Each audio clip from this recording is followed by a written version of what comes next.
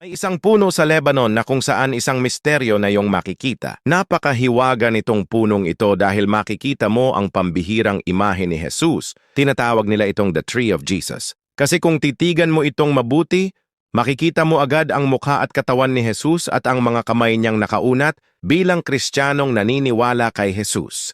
Makikita mo agad ang imahe ng kanyang mukha sa punong nakaukit. Nakakagulat kasi mismong kalikasan ang gumawa ng imahe ni Jesus para ipakita ang kanyang sakripisyo sa lahat ng tao. Ginawa ito ng kalikasan para ipahiwatig ang kanyang pangalan. At napakamisteryong puno na ito.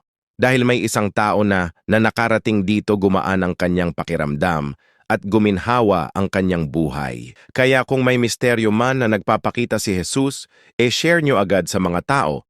Dahil ang Diyos inuukit niya ang kanyang sarili sa mga bagay para mas lalong manalig ang mga tao sa kanya. Kung nagustuhan mo itong mahiwagang puno na tinatawag na The Tree of Jesus, paki-share mo naman itong video sa mga taong mahal mo at huwag kalimutang i-type ang Amen. Maraming salamat!